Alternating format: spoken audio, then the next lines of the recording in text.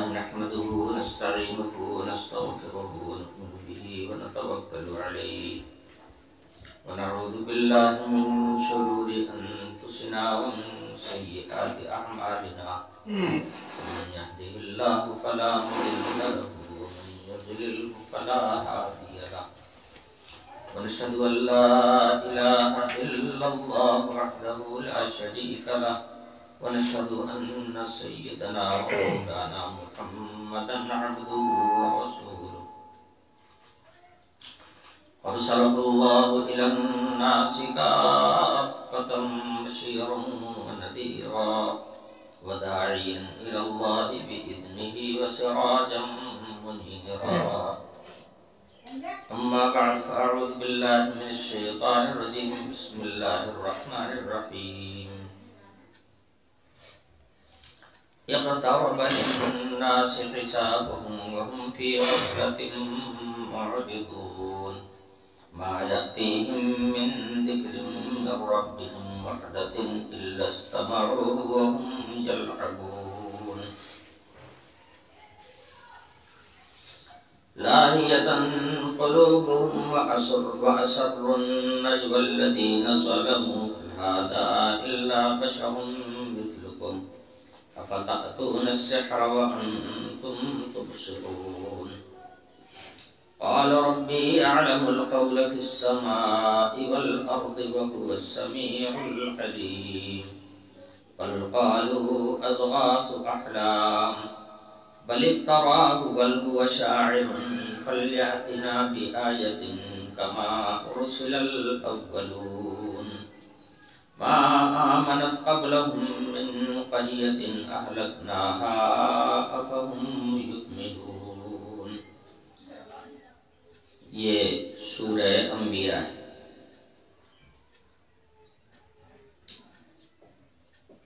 سورہ طٰہٰ، سورہ انبیاء، یہ سورتیں ان سورتوں میں سے ہیں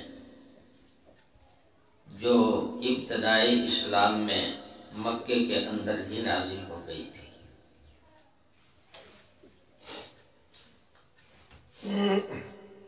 جس کے اندر اللہ تعالی کی معرفت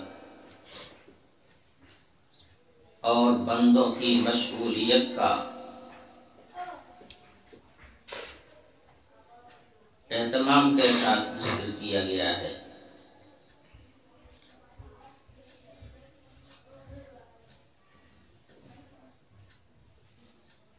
تو ایک بات یہ بھی عرض کرنا ہے کہ ایک سورت کے ختم ہونے کے بعد جب دوسری سورت شروع ہوتی ہے تو ذہن میں اس بات کی تلاش ہوتی ہے کہ اس کا پچھلی سورت سے جوڑ کیا ہے، اس کا ربط کیا ہے. تو قرآن پاک کے اندر جتنی صورتیں ہیں یہ پچھلے انبیاء علیہ السلام پر صحیفوں کے مانند ہیں. قرآن پاک کی ہر سورت مستقل ایک صحیفہ ہے. اس لیے جو ترتیب قائم ہے وہ ترتیب بھی بعد کی ہے. یہ نزول والی ترتیب نہیں ہے. جو اس وقت قرآن پاک کی ترتیب موجود ہے وہ نزول کی ترتیب نہیں ہے. تو سورتوں میں ربط تلاش کرنا محض ایک عبث کام ہے. جب ہر سورت مستقل ایک صحیفے کی حیثیت رکھتی ہے تو گویا یہ ایسے ہی ہو گیا جیسے مستقل ایک کتاب ہوتی. پچھلے انبیاء علیہ السلام کو صحیفے دیے گئے تھے. صحیفوں کی بھی شکل یہی تھی، الگ الگ صحیفے نازل ہوئے تھے جن کو قرآن پاک میں صحف ابراہیم و موسیٰ کہا گیا ہے. صحیفے تھے، مختلف صحیفے تھے. جو نازل ہوئے تھے، حضرت ابراہیم علیہ السلام کو بھی صحیفے دیے گئے تھے۔ اسی طرح سے تورات بہت بڑی کتاب ہے، مگر سورتوں کے مانند اس کے اندر بھی اس کے اجزاء الگ الگ ہیں، وہ ایسے ہی ہیں جیسے قرآن پاک کی صورتیں۔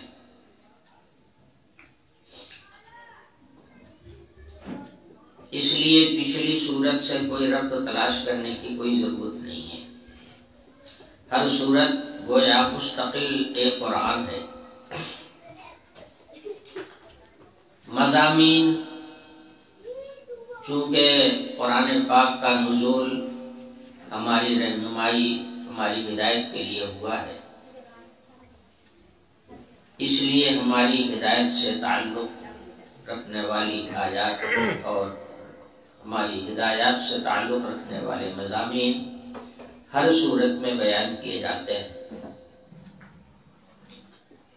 کبھی کبھی مضامین مکرر بھی ہوتے ہیں، یعنی پچھلی صورت میں وہ مضمون بیان ہوا ہے، مگر لب و لہجے کے فرق کے ساتھ، طرز ادا کے فرق کے ساتھ انہی مضامین کو دوسرے انداز سے دوسری صورت میں بیان کیا جاتا ہے، تاکہ وہ بات اوقع فی النفس ہو جائے۔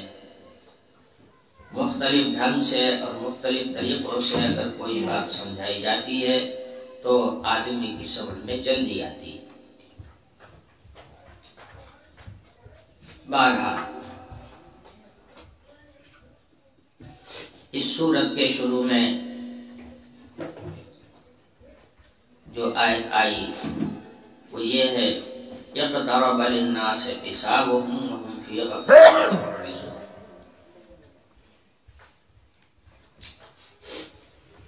بنیادی چیز یہ ہے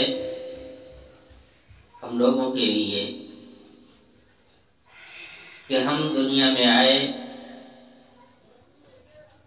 تو ہمیں یہ معلوم ہونا چاہیے کہ ہم اس دنیا میں کیسے آئے، کیوں بھیجے گئے، پھر وہ بھیجنے والا کون ہے، پھر کاہے کے لیے، کس مقصد کے لیے، کس کام کے لیے ہم کو دنیا میں بھیجا ہے۔ یہ ہیں ہماری زندگی کے مقاصد۔ مقصد اصلی زندگی کا یہ ہے کہ سب سے پہلے دنیا میں آنے والے لوگ اس بات کی تلاش کریں اور اس بات کی فکر کریں کہ ان کا بھیجنے والا کون ہے۔ خود سے تو آئے نہیں ہیں،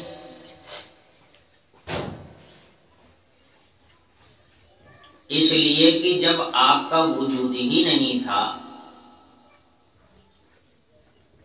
تو آپ کوئی کام کر کیسے سکتے ہیں۔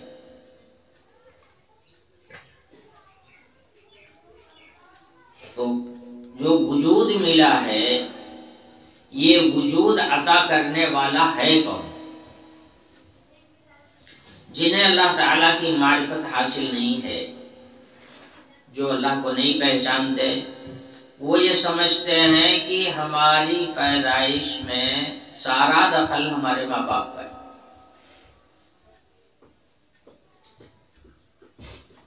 ماں باپ نے پیدا کر دیا ہم کو،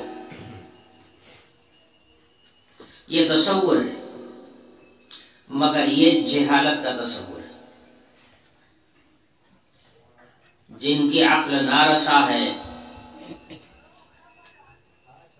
جن کے پاس علم نہیں ہے، جن کے پاس عقل نہیں ہے، جن کے پاس دور اندیشی نہیں ہے، یہ جاہل طبقہ اس قسم کی بات کرتا ہے، اس کا حقیقت سے کوئی جوڑ ہی نہیں۔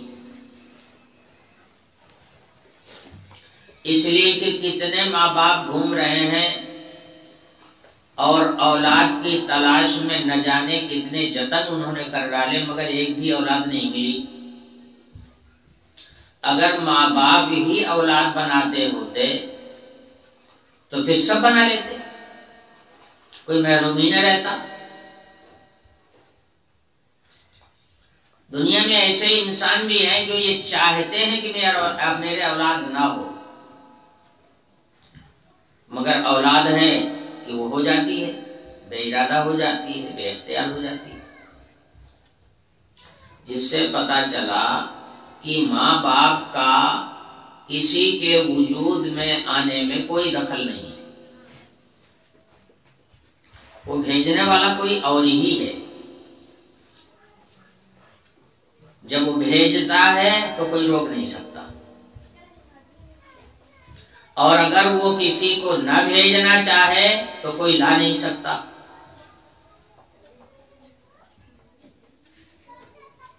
تو جو دور اندیش لوگ ہیں، جو عقل رکھنے والے لوگ ہیں، وہ اس بات کی تلاش کرتے ہیں،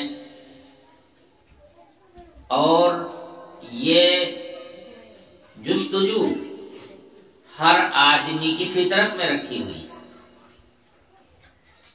اسی لیے جب تک نابالغ ہے، جب تک عقل میں کمزوری ہے، پختگی نہیں آئی ہوئی ہے، تب تک تو آدمی واہیات قسم کے کام کرتا رہتا ہے، نہ وہ مقصد کو جانتا ہے، نہ وہ حقائق سے واقف ہوتا ہے، اور نہ اس کا کوئی خاص ارادہ ہوتا ہے، اللے تللے کام کرتے ہی رہتا ہے۔ لیکن جب عقل آ جاتی ہے، عقل میں پختگی آ جاتی ہے اور عقل میں شعور پیدا ہو جاتا ہے، تو ہر آدمی اس بات کو سوچتا ہے، تھوڑی دیر اپنے ذہن کو اس میں لگاتا ہے کہ آخر ہم کہاں سے آئے، ہمیں بھیجا کس نے۔ اس کی جستجو ہر انسان کے اندر ہوتی ہے۔ یہی جستجو ہے جو آدمی کو معبود کی تلاش پر مجبور کرتی، چاہے مسلمان کے گھر میں پیدا ہوا ہو، چاہے غیر مسلم کے گھر میں پیدا ہوا ہو، لیکن عقل آ جانے کے بعد میں آدمی اس بات کی جستجو کرتا ہے کہ ہے ہمارا کوئی سب سے بڑا جس کے سامنے ہمیں سر جھکانا چاہیے۔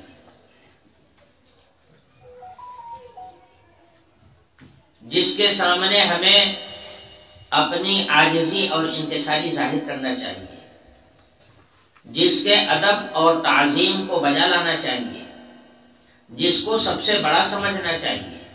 ایسا ہے ضرور کوئی؟ اب آدمی اپنے حساب سے تلاش کرتا ہے، اور یہ تلاش ہی کرتے کرتے جدھر لوگوں کی بھیڑ دیکھتا ہے ادھر ہی چلا جاتا ہے۔ جو عقل رکھنے والے لوگ ہیں کچھ دنوں تک بھیڑ کے ساتھ جاتے ہیں، اس کے بعد پھر اپنی عقل سے سوچتے ہیں۔ لوگوں نے دیکھا کہ فلاں طرف لوگ جا رہے ہیں، فلاں جگہ پوجا ہو رہی ہے، فلاں جگہ عبادت ہو رہی ہے، یہ قوم وہاں اس طرح عبادت کرتی ہے، وہ قوم اس طرح عبادت کرتی ہے، چلے گئے ادھر ہی۔ لوگوں کو جاتے ہوئے دیکھا، خود بھی چلے گئے۔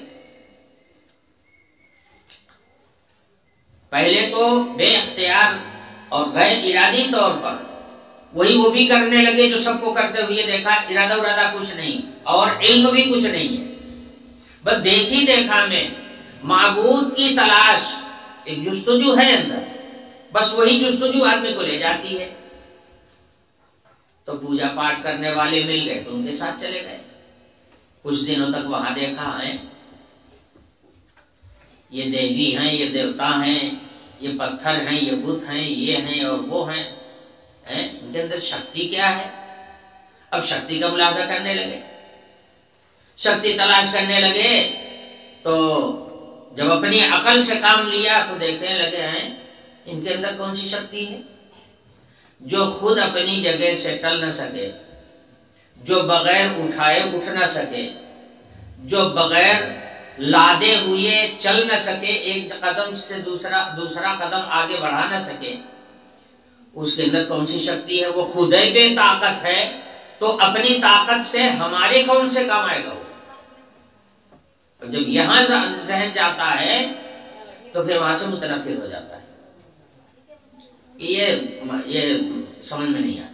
بھلا ایسا معبود بھلا کیسے ہو سکتا ہے جو خود اپنے وجود میں اپنے اختیارات میں مجبور محض ہے؟ وہ کسی دوسرے کے ساتھ کون سی اپنی طاقت کا استعمال کر سکتا ہے؟ جب اس پر نظر جاتی ہے تو متنفر ہو جاتا ہے، پھر تلاش کرتا ہے. اب تلاش کرتے کرتے کبھی گرجا گھر میں پہنچ جاتا ہے، کبھی یہودیوں کے کلیسا میں پہنچ جاتا ہے، وہاں تلاش کرتا ہے، وہاں دیکھتا ہے، وہاں کا معائنہ کرتا ہے، اور پھر سوچتا ہے اپنی عقل سے کہ کیا واقعتاً ان کے اندر یہ قوت ہے کہ جو سارے انسانوں کو پیدا کر سکیں اور سارے جہان کے نظام کو چلا سکیں، اتنے بڑے زمین آسمان کو پیدا کر سکیں، کیا ان کے اندر یہ پاور ہے؟ جب تلاش کرتے ہیں تو پتہ چلا کہ نہیں ہے. پھر وہاں سے بھی بھاگتے ہیں، وہاں سے بھی بھاگتے ہیں. کتنے نصارا، کتنے کرسچین گرجا گھر میں گئے مگر ان کے دل کو سکون نہیں ملا، تسکین خاطر نہیں ہوئی. پڑھے لکھے لوگ تھے، ان کے ذہن میں سوالات پیدا ہوئے. یہ حضرت عیسیٰ کی تصویر ہے، یہ حضرت مریم کی تصویر ہے، یہ بھی ہماری طرح کے ایک انسان تھے. پاور ان کے اندر کہاں سے آیا؟ اور یہ پاور ان کے اندر ہے کہاں؟ جب ان کی تعلیمات کا معائنہ کیا اور ان کے دین و مذہب کی بنیادوں کو معلوم کیا تو دل کو تسلی نہیں ہوئی، روح کو تسکین نہیں ہوئی، متنفر ہو گئے. اب دین حق کی تلاش کرنے لگے. میں نے عرض کیا تھا پہلے، اس کے پہلے بھی، کہ جب اللہ تعالی عقل کامل دے دیتے ہیں تو آدمی کو ایمان نصیب ہو جاتا ہے. عقل خود تلاش کرتی ہے کہ معبود کون ہو سکتا ہے، کون ہے معبود ہونے کے لائق. رسالوں میں تمام مضامین آتے رہتے ہیں. بہت سارے مضامین ہم نے پڑھا تھا اس کے پہلے. ان لوگوں کا بیان یہی ہے کہ ہم گئے کلیسا میں اور گرجا گھر میں گئے، وہاں ہم نے تلاش کیا مگر ہماری روح کو تسکین نہیں ہوئی، ہمارے دل میں بہت سارے وساوس اور بہت سارے خیالات پیدا ہوئے، روح کو تسکین نہیں ہوئی. تو اپنے معبود برحق کی تلاش جاری رہی. اس کے بعد مل گیا کوئی مسلمان، کوئی عالم نہیں، کوئی بڑا دیندار نہیں، کوئی ڈاکٹر مل گیا، کوئی سائنسداں مل گیا، کوئی ادیب مل گیا. اس سے ملاقات ہو گئی. اس نے کہا تم نے یار سارے مذاہب کا مطالعہ کیا ہے، ذرا ہمارے اسلام مذہب کا بھی مطالعہ کر لو. دے دیا کوئی کتاب ان کے مزاج کے موافق. اب اس کتاب کو جب انہوں نے پڑھنا شروع کیا، اسلامی تعلیمات پر غور و فکر کیا تو ان کی روح کو تسکین اسلام میں ملی. مسلمانوں کو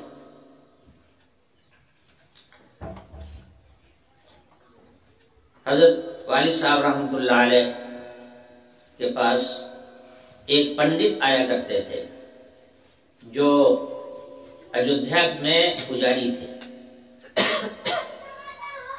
سب کی پوجا کرانے کے ذمہ دار تھے، ایک مندر کے وہ مستقل مالک تھے. اب کہیں سنا ہوگا حضرت کے متعلق، ان کو جستجو ہوئی اور حضرت سے ملاقات کرنے کے لیے ملاقات کیا. بہت زیادہ متاثر ہوئے مل کر کے. اس کے بعد پھر ان کا حال یہ ہو گیا تھا کہ وہ کبھی کبھی آتے تھے تو یہاں رات بھی رکتے تھے. تو ایک روز ایسے ہی رکے ہوئے تھے. ہم لوگوں نے ان سے سوال کیا کہ آپ تو وہاں مندر کے بہت بڑے پجاری ہیں، اسلام کو آپ نے کیسا دیکھا اور اسلام کو آپ نے کیسا پایا؟ آپ نے اسلام کے متعلق بھی کوئی تحقیق کیا؟ تو انہوں نے بڑی صفائی کے ساتھ جواب دیا. انہوں نے کہا کہ دیکھیے میں پنڈت ضرور ہوں اور میں مندر میں رہتا ہوں، مندر میں ہماری روزی لگی ہوئی ہے اور ہماری آمدنی کا وہ ذریعہ ہے، اس لیے میں مندر میں لگا ہوا ہوں. مگر میں اس حقیقت کو جانتا ہوں کہ اس مندر کے نظام میں کچھ بھی نہیں ہے اور یہ دیوی دیوتا جو ہیں ان کے پاس کوئی شکتی کچھ بھی نہیں ہے. یہ محض ایک واہیات قسم کا ایک نظم ہے جو چلا آ رہا ہے، اس کے اندر حقیقت کچھ بھی نہیں ہے. اور اسلام جو ہے یہ مذہب برحق ہے، سچائی جو ہے وہ اسلام کے اندر ہے، اس کو میں جانتا ہوں.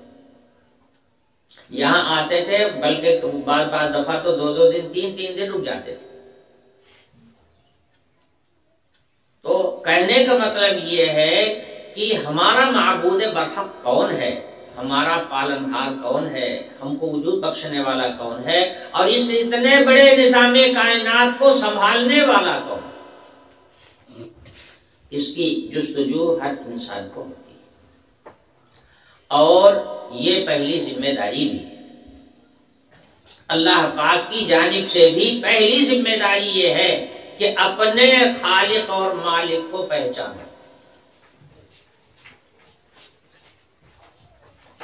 اس لیے اس سورت کے شروع میں جو پہلی آیت بیان کی جا رہی ہے اس میں حساب کتاب کا ذکر کیا جا رہا ہے. اقترب للناس حسابهم، حساب کا زمانہ قریب آ گیا. وهم فی غفلۃ معرضون، اور لوگ غفلت میں پڑے ہوئے منہ موڑے جا رہے ہیں، حالانکہ حساب کا وقت قریب آ گیا. قریب کس طرح سے آ گیا؟ آدمی کی زندگی برف کے مانند ہے. جیسے برف کی سلی لا کر کے آپ رکھ دیں تو جس وقت برف کی سلی وہاں سے آپ اٹھائیں گے وہ پوری بھری ہوئی ہوگی، لیکن آہستہ آہستہ وہ گل رہی ہوگی، تھوڑا تھوڑا پانی اس کا پگھل پگھل کر کے نکل رہا ہوگا، یہاں تک کہ وقت گزرنے کے ساتھ ساتھ جتنا وقت گزرتا جائے گا اتنا ہی وہ پگھلتی چلی جائے گی، یہاں تک کہ وہ آخری وقت آ جائے گا کہ وہ چپ جائے گی، ختم ہو جائے گی. انسان کی زندگی کا حال بھی یہی ہے. جس دن پیدا ہوتا ہے اسی دن سے عمر گھٹنا شروع ہو جاتی ہے. جتنی عمر لے کر کے دنیا میں بھیجا گیا ہے وہ عمر جس دن قدم رکھتا ہے دنیا میں اسی دن سے اسی برف کی سلی کی طرح سے پگھلنا شروع ہوتی ہے، اور ہر منٹ ہر آن اس کی زندگی کم ہوتی چلی جاتی ہے.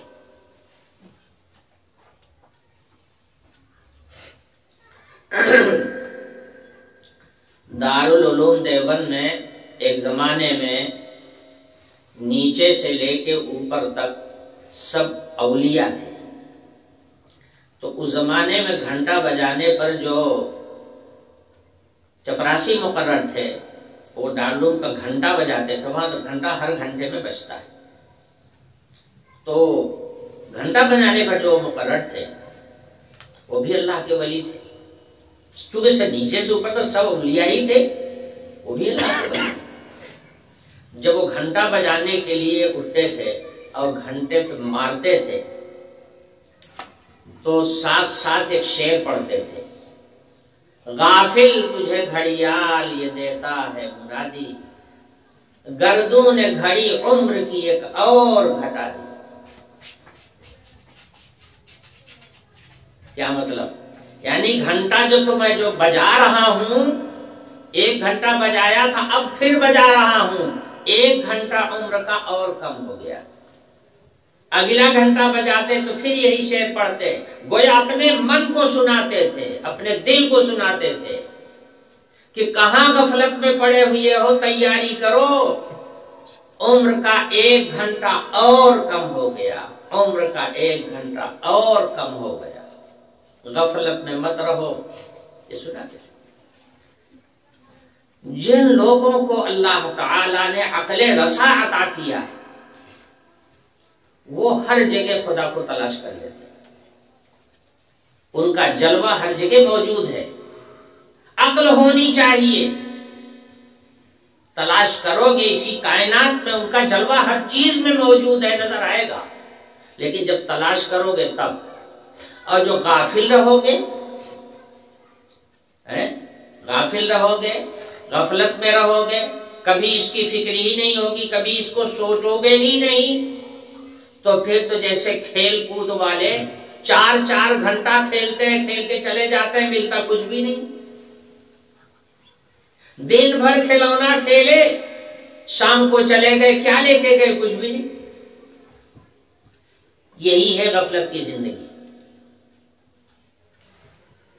عقل کی دور اندیشی آدمی کو خدا کی تلاش کرواتی، وہ اپنے مالک حقیقی کو پہچاننا چاہتا ہے کہ وہ کون ہے، کہاں ہے، اس کی جستجو ہوتی ہے اس کو۔ تو بہرحال میں عرض کر رہا تھا کہ ہر انسان اس جو زندگی دی گئی ہے وہ آئے دن کم ہو رہی ہے۔ اللہ تعالیٰ نے دنیا میں انسان کو بھیجا ہے آخرت کی تیاری کرنے کے لیے۔ یہی اعمال جو ہم کرتے ہیں اگر ہم منمانے طریقے سے کریں گے، اسلامی اور خدائی قانون کی مخالفت کر کے اپنے من سے کام کریں گے تو یہ کھلونا ہوگا، آخرت کے میدان میں اس کی کوئی قیمت نہیں ہوگی، اس کی کوئی وقعت نہیں ہوگی۔ آپ کا لڑکا جائے دن بھر کھیلے، کرکٹ کھیلے دن بھر، اور شام کو آ جائے تو آپ یہی پوچھیں نا کیا لے کے آئے ہو؟ کوئی کام، مقصد کا کوئی کام کیا ہوتا تو کوئی کام حل ہو جاتا۔ تم نے دن بھر کرکٹ کھیلا، تمہیں کیا ملا؟ کھلونا ہے۔ تو اس زندگی میں آدمی جو کام مقاصد کا کرتا ہے اس کے لیے اصول کی ضرورت ہے، اس کے لیے قوانین کی ضرورت ہے، اس کو ہدایت کی ضرورت ہے۔ تو جو آدمی اس کی طرف دھیان دیتا ہے، جو عقل مند لوگ ہیں وہ اس کی طرف دھیان دیتے ہیں۔ تو میں عرض یہ کر رہا تھا کہ یہی دنیا کے کام اگر ہم اللہ کے بھیجے ہوئے اصولوں کے مطابق کریں اور رضائے الہی کے مقصد سے کریں، اپنے خدا کو پہچان کے کریں اور اس کے حکم کے مطابق کریں، تو یہی ہمارا ہر کام جو ہے دین ہے۔ ہمارے ہر کام سے اللہ راضی، یہی کھانا، یہی پینا، یہی پہننا، یہی خرچ کرنا، یہی کمائی کرنا اگر اللہ تعالی کے بتائے ہوئے اصولوں کے مطابق ہے تو یہ پوری زندگی ہمارا دین ہے اور اس کا اجر آخرت میں ملنے والا ہے۔ لیکن اگر انہی کاموں کو ہم منمانے طریقے سے کریں، اپنے من سے کریں،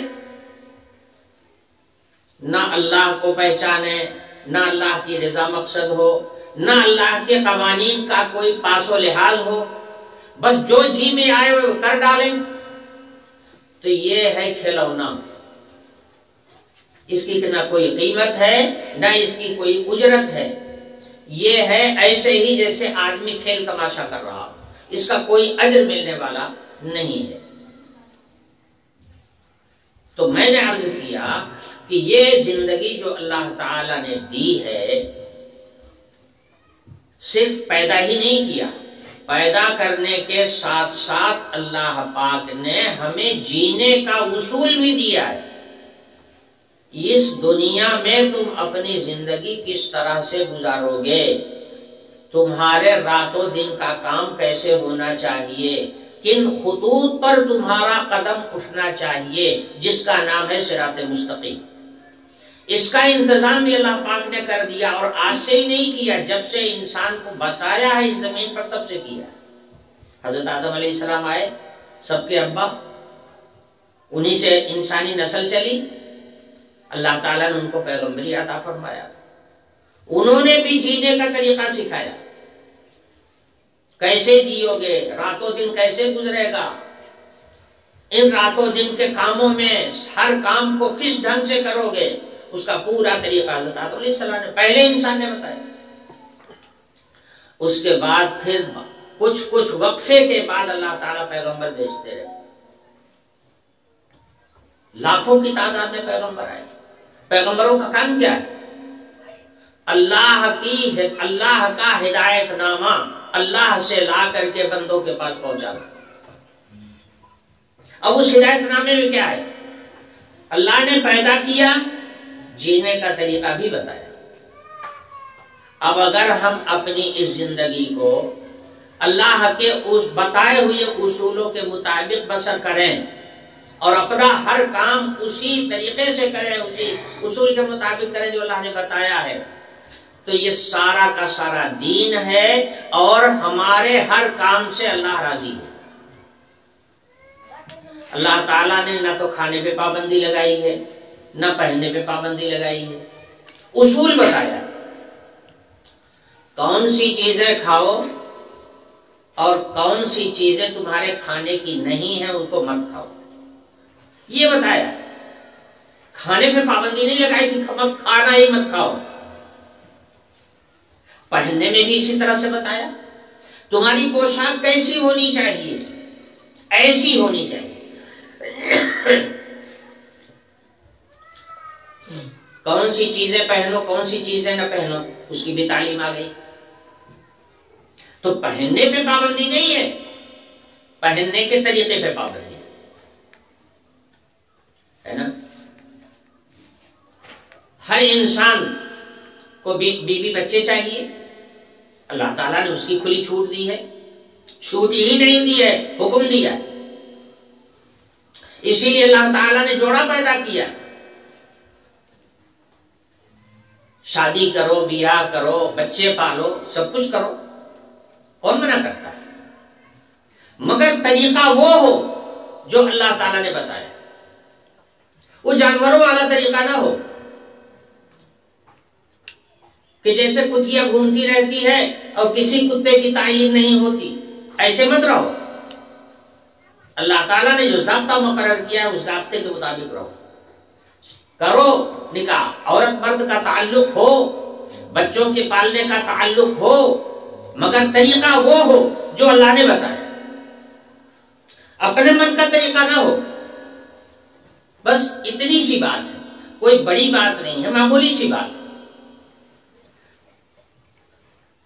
اللہ اسی حقیقت کی طرف دماغ کو متوجہ کرنے کے لیے اس آیت کی، اس سورت کی پہلی آیت میں ہی اللہ تعالیٰ ارشاد فرماتے ہیں، اقترب للناس حسابهم، حساب کا دن قریب ہے۔ تو میں عرض یہ کر رہا تھا، حساب اگر کہیں ہوتا ہے تو تین چیزیں ضروری ہیں۔ ایک تو حساب لینے والا چاہیے، حساب جب ہی ہوگا جب کوئی حساب لینے والا ہوگا۔ دوسرے، جس سے حساب لیا جائے گا وہ ہونا چاہیے محاسب، بھئی جب حساب ہوگا تو کس سے حساب لیا جائے گا وہ بھی ہونا چاہیے نا۔ تو محاسب اللہ پاک، حساب لینے والے وہ ہیں، کیوں؟ اس لیے کہ انہی نے پیدا کیا، انہی نے دنیا میں بھیجا ہے، انہی نے نبیوں کے ذریعے سے اپنا ہدایت نامہ بھی بھیجا ہے، اور تمہیں پابند کیا ہے کہ میرے ہدایت نامے کی پابندی کرنا۔ انہیں حق ہے، انہیں حساب لینے کا حق ہے، اور انہی کو حق ہے، اور کسی کو حق کیا ہے؟ اور تو سب انسان ہیں، اللہ پاک کو ہی حق ہے کہ وہ حساب لیں، ایک ایک آن کا، ایک ایک پل کا حساب لیں۔ تو حساب لینے والے اللہ پاک، وہی پیدا کرنے والے، وہی سارے اصول وضع کرنے والے، وہی زندگی کا طریقہ بتانے والے، وہی قرآن بھیجنے والے، وہی آسمانی کتابیں نازل کرنے والے، ان کو حق ہے حساب لینے کا، وہ ہیں حساب لینے والے۔ حساب کس سے لیا جائے گا؟ وہ ہے اس اللہ کے اشرف المخلوقات بندے۔ اللہ تعالیٰ ان جانوروں سے حساب نہیں لے گا، چوپایوں سے حساب نہیں لے گا، ان پیڑ پودوں سے حساب نہیں لے گا۔ مخلوق وہ بھی ہے اللہ کی، مگر ان سے اللہ حساب نہیں لے گا۔ ان کو وہ چیز نہیں دی ہے، وہ عقل نہیں دی ہے جس کی بنیاد پر حساب ہوتا ہے، اس لیے ان سے حساب نہیں ہوگا۔ اس لیے کہ دنیا کی ہر چیز پیدا کی گئی ہے انسان کے فائدے کے لیے، تو انسان کو بنایا گیا مخدوم، اور ساری دنیا کی ہر چیز کو بنایا گیا خادم، تو خادموں سے حساب تھوڑے ہوگا، مخدوم سے حساب ہوگا جس کی خدمت کے لیے پیدا ہوئی ہے۔ تو حساب لینے والے اللہ پاک، حساب کس سے لیے جائے گا؟ یہ جو مخدوم کائنات بنا ہوا ہے، اشرف المخلوقات انسان ہے، اس سے حساب لیا جائے گا۔ اسی کے لیے ہدایت نامہ آسمان سے آیا ہے، اسی کے لیے پیغمبر آئے، سب کچھ اسی کے لیے ہوا ہے، اور ساری کائنات کو اسی کی خدمت میں اللہ پاک نے لگایا بھی ہے۔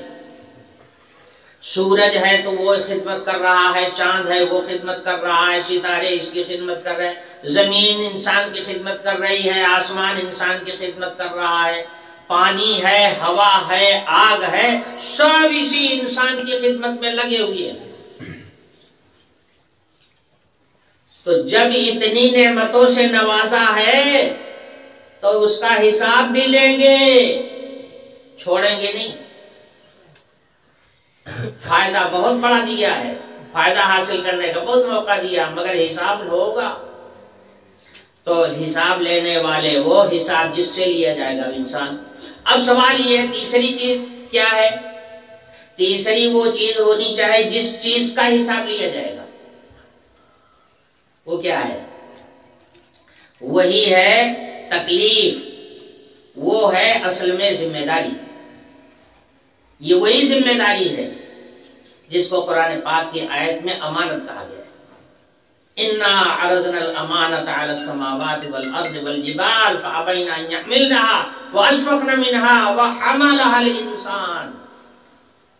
اللہ تعالیٰ نے یہ امانت کی ذمہ داری زمین کو دی، آسمان کو دی، پہاڑوں کو دی، سب کو سامنے پیش کیا کہ لے لو ذمہ داری، کوئی کھڑا نہیں ہوا، کہ ہمارے بس کی بات نہیں، یہ امانت ہم نہیں لے سکتے۔ پہاڑ نے انکار کر دیا، آسمان نے انکار کر دیا، زمین نے انکار کر دیا، سب نے انکار کر دیا، اور جب انسان کے سامنے اللہ تعالیٰ نے پیش کیا تو نے کہا ہاں ہم لیتے ہیں، ہم لیں گے اس ذمہ داری کو۔ یہ ہے امانت۔ وہ امانت کیا ہے؟ یہی ہے اپنی اس ذمہ داری کا احساس کہ ہم اللہ کے پیدا کیے ہوئے ہیں، ہم اللہ کی مخلوق ہیں، اللہ ہمارا خالق ہے، ہم ان کے مملوک ہیں، وہ ہمارے مالک ہیں، اور ہم ان کے ہر حکم کے پابند ہیں۔ اسی لیے یہ جو آدمی اللہ کے تمام حکموں کی پابندی کو قبول کرتا ہے، اسی کا نام ہے ایمان، اور یہی ذمہ داری ہے جس کا نام ہے امانت۔ تو ایمان لانا اور اپنی ان ساری ذمہ داریوں کو سمجھنا، محسوس کرنا، بس یہی امانت۔ تو یہ تین چیزیں ہو گئیں۔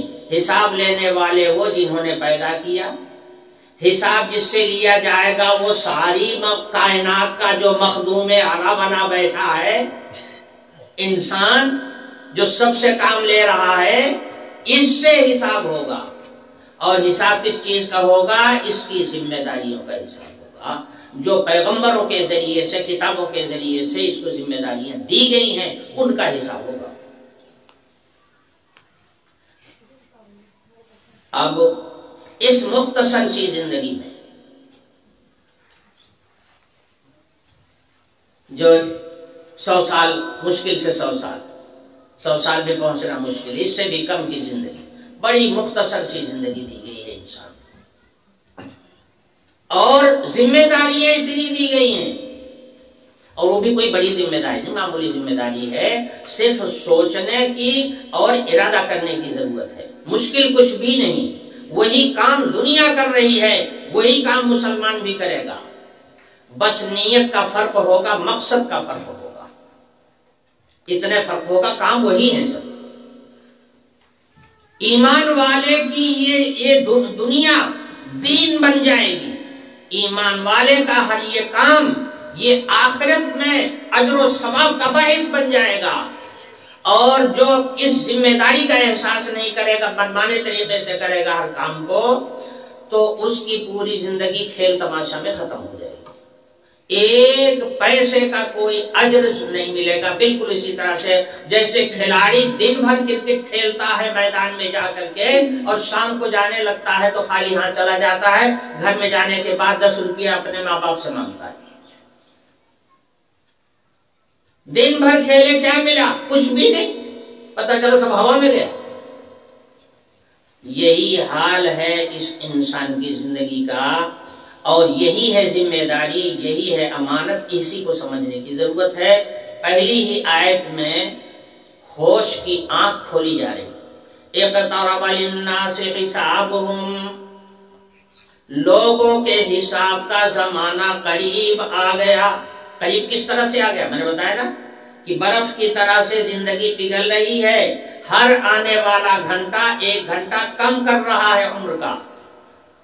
لوگ خوش ہوتے ہیں نا، بھیا ہمارے 10 سال کے ہو گئے، بھیا ہمارے 12 سال کے ہو گئے، خوش ہو رہے ہیں کہ بھیا ہمارے بڑے ہو رہے ہیں، بڑھ رہے ہیں، پل رہے ہیں، مگر یہ نہیں، ادھر نگاہ نہیں جا رہی ہے کہ جتنی عمر ملی تھی اس میں 10 سال 12 سال کم ہو گئے۔ ہر آن، ہر منٹ، ہر سیکنڈ زندگی کم ہوتی جا رہی ہے، اور حساب کا وقت جو ہے وہ مرنے کے بعد ہونے والا ہے، وہ وقت جو ہے قریب آ رہا ہے۔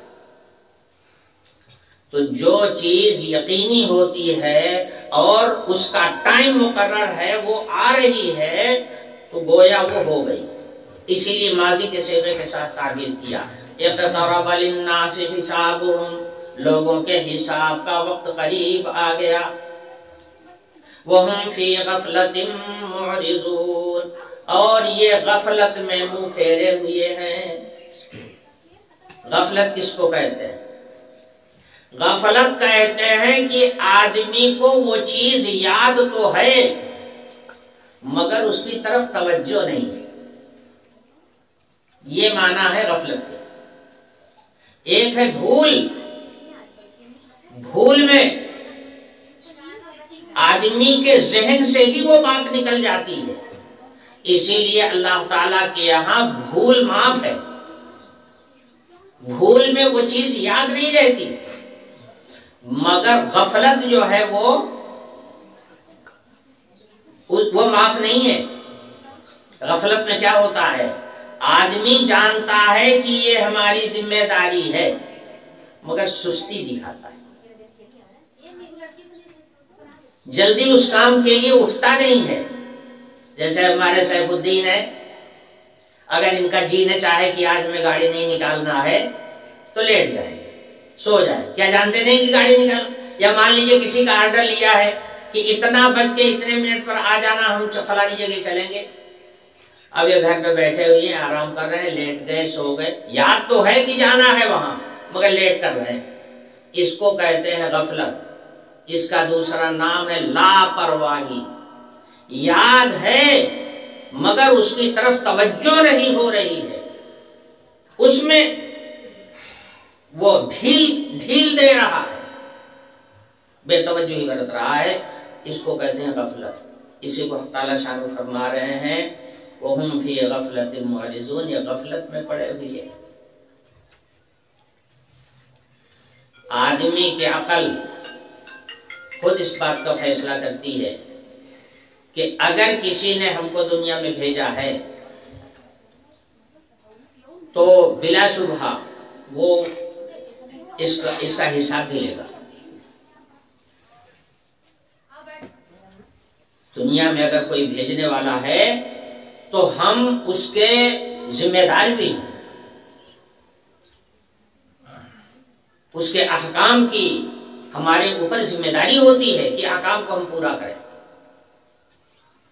اسی لیے دیکھیے انسانوں میں کوئی انسان ایسا دنیا میں پیدا ہوا ہے جس نے خدائی کا دعویٰ کیا، حالانکہ وہ بھی جانتا تھا کہ میں جھوٹا دعویٰ کر رہا ہوں۔ باقی دنیا میں کوئی انسان خدا بننے کی بات نہیں کہتا کہ میں خدا ہوں، کوئی نہیں کہتا، اس لیے کہ سب جانتے ہیں کہ خدا جتنا بڑا ہے اور اس کے کام جتنے بڑے بڑے ہیں وہ کوئی اور کر ہی نہیں سکتا سوائے اسی کے، تو خدا بنے گا کیسے؟ ہاں کسی نے کیا کہ میں خدا ہوں اس کائنات کا، انا ربکم الاعلی کا دعویٰ کیا، مگر وہ بھی جانتا تھا کہ میں جھوٹے کہہ رہا ہوں۔ ارے بھیا اگر میں نے بنایا ہوتا تو میں ہمیشہ رہتا نا۔ جس نے کہا تھا نا ربکم الاعلی، میں اس ساری کائنات کا سب سے بڑا رب ہوں، کیا وہ جانتا نہیں تھا کہ جب وہ پیدا نہیں ہوا تھا تب بھی تو یہ کائنات تھی؟ تو پھر اس کا بنایا ہوا کہاں سے ہوا؟ اس نے کہا کہ ایک بڑی بلڈنگ بناؤ، ہم اوپر جا کر کے جھانک کر کے دیکھیں گے کیا خدا اوپر ہے کہیں ہے؟ ارے خدا کو اوپر کیا دیکھنے جا رہا، خدا تو ہر جگہ ہے، جہاں تو بیٹھا ہوا وہیں دیکھنا، اپنے آپ کو دیکھ، وفی انفسکم افلا تبصرون، اپنے آپ اپنے اندر غور کر، خدا تو یہی تجھ کو دکھائی پڑے گا، مگر دیکھ تو ذرا دیکھنے کی آنکھ سے۔ میں عرض کر رہا تھا کہ خدائی کا دعویٰ کوئی انسان نہیں کرتا، جانتا ہے کہ ہم مجبور محض ہیں، عاجز ہیں، ہم کیا کر سکتے ہیں، اور خدا تو وہ ہے جو ساری کائنات کا مالک ہے، سب کا بنانے والا ہے، سب کو وجود بخشنے والا ہے، اور خدا ہو سکتا ہے؟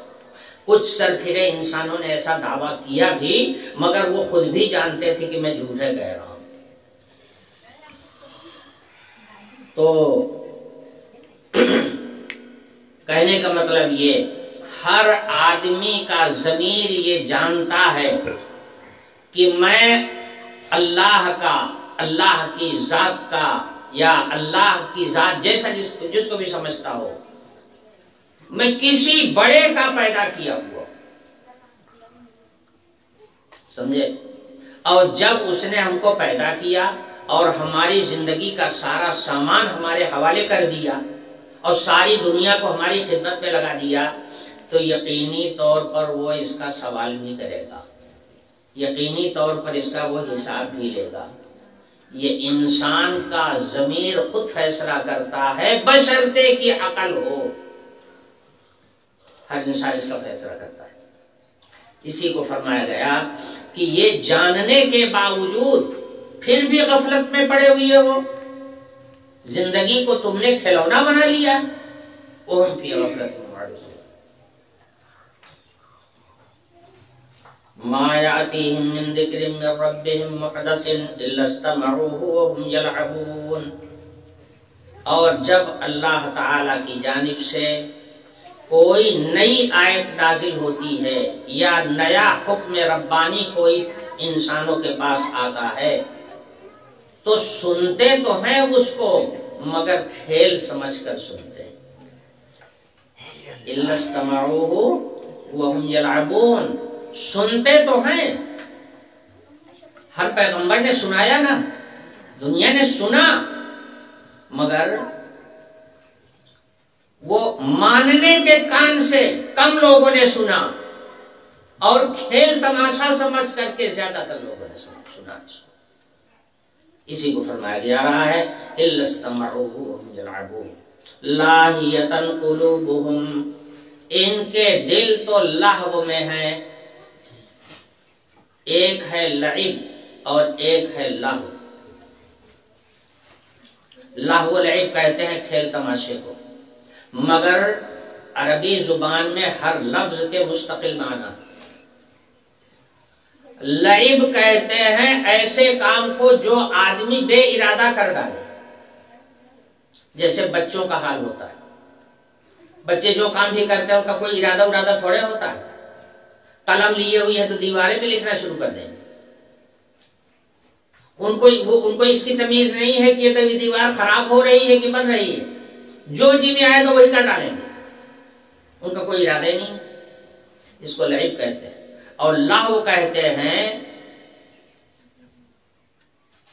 بے فائدہ کام کرنے، ایسا کام کرنا کہ جس کا کوئی فائدہ نہ ہو، نہ دینی فائدہ نہ دنیاوی فائدہ، کوئی فائدہ نہیں، وہ لہو کہلاتا ہے۔ دونوں کو ملا کر کے کھیل تماشے کو لہو لعب کہہ دیا جاتا ہے۔ قرآن پاک کی ایک آیت میں فرمایا گیا ما هذه الحیات الدنیا الا لعب ولہو،